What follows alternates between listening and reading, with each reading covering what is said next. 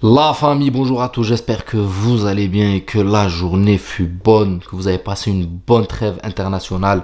Bon, je sais les gars, j'ai pas fait de vidéo pendant cette trêve, moi aussi j'avais besoin de me ressourcer un peu, j'avais besoin de faire une pause et ça m'a fait du bien. Maintenant, on est de retour pour le championnat et franchement, on pouvait pas rêver mieux en tant que Madrilène les gars.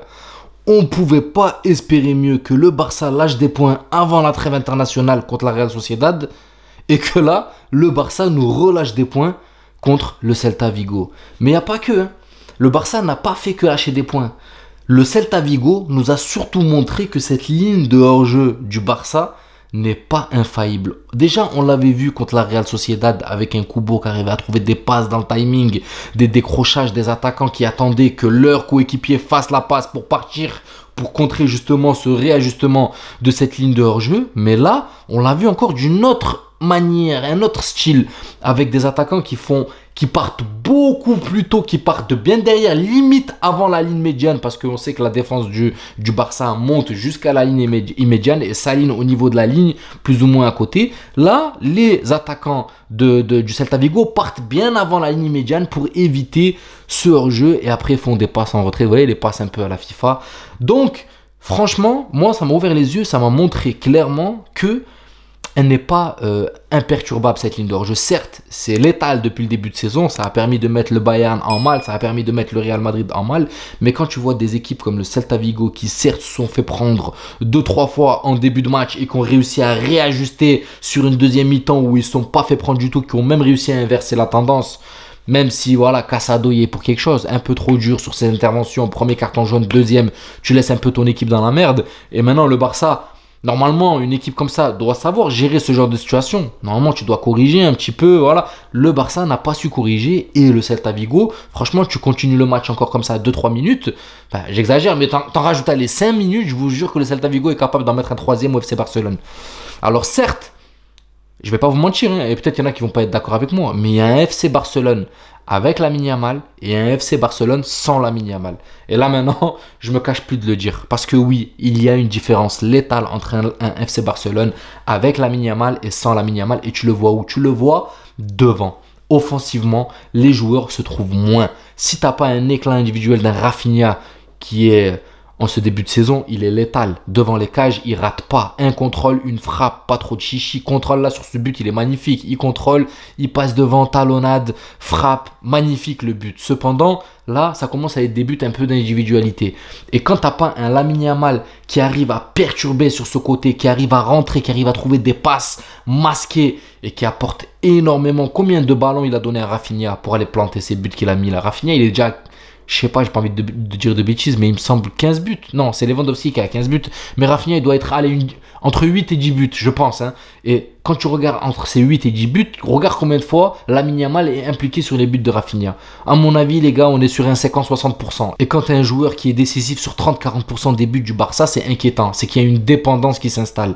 Là, Dani Olmo, je suis désolé, Hansi Flick, avec tout le respect que j'ai pour lui et sur ce qu'il a fait sur ce début de saison pour le Barça, parce que il a été monstrueux avec sa ligne de hors-jeu bien gérée. Il a carrément transformé ce Barça de Xavi.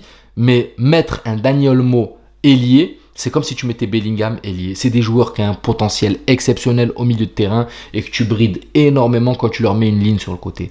Ce genre de joueurs, les gars, pour moi, il doit avoir une vision périphérique et devant eux. Il doit avoir sur le côté et devant eux. Tu ne dois pas leur masquer, voilà, leur brider... leur brider leur jeu en fait, en leur mettant une ligne sur le côté, tu brides leur jeu. Eux, ils doivent voir devant ce qui se passe, orienté. Et vous avez vu, on l'a vu, hein. Deuxième mi-temps, Dani Olmo est replacé un peu plus au cœur du jeu et on le voit plus.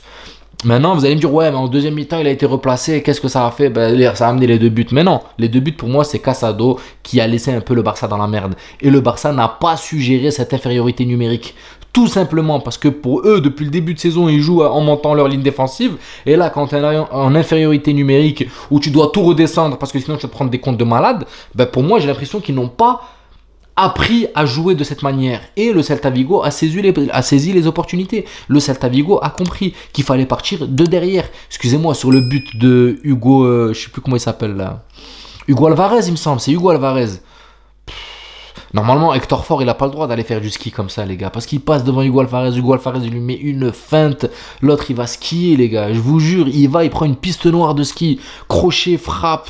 Elle passe entre les jambes de Peña. Il me semble, hein, elle passe entre les jambes de Peña.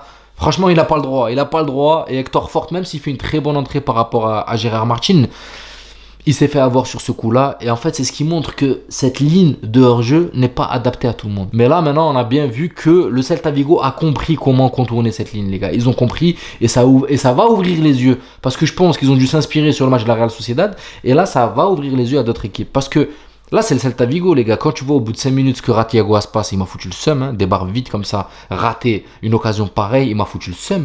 Mais imaginez, les gars, avec des joueurs létals devant. Des joueurs létals. Alors oui, vous allez me dire, ouais, mais contre le Bayern, mais contre...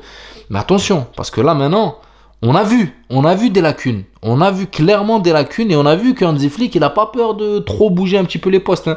Parce que pour moi, Dani Olmo, les gars, quand tu le mets sur ce côté droit, là, tu chamboules un petit peu le joueur et on a bien vu, hein, même si à la fin de match il boitait un petit peu et tout, on a bien vu que ça l'a complètement perturbé sur ce côté droit. Maintenant, c'est pas le seul, hein, quand tu vois Jules Koundé sur ce match, je suis désolé, hein, fautif sur le premier but, qui lance un petit peu, qui remotive les troupes, et quand tu es en infériorité numérique, en face, ils vont pas se gêner, ils vont venir, ils vont presser, ils vont étouffer, et c'est ce qu'ils ont fait. Hein. Quand tu vois Koundé qui se rate, qui bégaye devant Iñaki Peña, frère, bazar de là, mais un gros, envoie le ballon en touche, je sais pas, il a bégayé, et là derrière, ben, il a saisi son opportunité. Donc, clairement, un FC Barcelone qui pourrait peut-être jouer le tournant de sa saison sur ces matchs-là, là, de retour de trêve, avant trêve, retour de trêve, c'est pas bon. Clairement, les gars, c'est pas bon pour eux, et c'est tant mieux pour nous. Maintenant, on est tellement gentils, les gars, une fois de plus, qu'on est capable de ne pas saisir l'opportunité. C'est ça qui me frustre, moi. C'est ça qui me fait péter les plombs, les gars. Je vous jure, hein, et retenez la vidéo, on est capable demain de se rater. On est capable demain de faire un nul ou de perdre le match. On ne sait pas saisir ces opportunités. Alors qu'à l'inverse, le FC Barcelone sait manger les opportunités comme ça. Ils savent les manger, ils savent revenir nous coller au cul. Ils nous collent tout le temps au cul, que ce soit la saison dernière ou celle d'avant. Même s'ils sont mauvais, ils sont nuls, eh ben, ils sont là à nous coller au train-train. Là, cette saison, ils sont forts, ils font des faux pas. Donc là, nous, demain, nous n'avons pas le droit à l'erreur. Nous n'avons pas le droit à l'erreur. Et je vais pas vous mentir, hein, c'est le retour de trêve. On a eu un Brahim Diaz qui a été en feu avec le Maroc, a mis je sais pas combien de buts là, 5 buts. Brahim Diaz, demain tu dois nous régaler, frère, hein, parce que tu as une excellente forme, tu es l'homme fort actuellement de la trêve internationale. Non, franchement, les gars, il y a Valverde aussi qui est pas mal, mais j'ai hâte de voir le Real Madrid ce que va donner demain. En tout cas, je suis content, les gars. Le Barça s'est fait malmener par le Celta Vigo, le Barça s'est fait malmener juste avant par la Real Sociedad. On voit un Barça qui a une petite dépendance, Lamine Yamal, quand il n'est pas là, 2 matchs d'affilée où Lamine Yamal n'est pas là, 2 mauvais résultats pour le FC Barcelone, un match perdu plus un match nul contre des équipes plus ou moins voilà, de milieu de tableau. Le Celta Vigo, excusez-moi, et la Real Sociedad, c'est pas des équipes de top tableau, donc ça sent bon. Maintenant, est-ce qu'on va saisir ces opportunités? J'ai hâte de voir demain. Donc, amis barcelonais, désolé pour vous, tant mieux pour nous, parce que nous maintenant, demain, moi je vous jure les gars, demain, il faut se dire que là, si on gagne demain et qu'on gagne le match de retard contre Valence, on n'est plus qu'à 1 point du Barça. La saison est encore longue, hein, mais le football va très vite. Et je vous l'ai dit en début de vidéo, le football, ça va très vite. Une équipe peut se rater comme l'autre peut se rater. J'espère que la vidéo vous plaira les gars. On se retrouve demain pour le match du Real Madrid et je vous souhaite une bonne soirée. Prenez soin de vous et ciao la famille.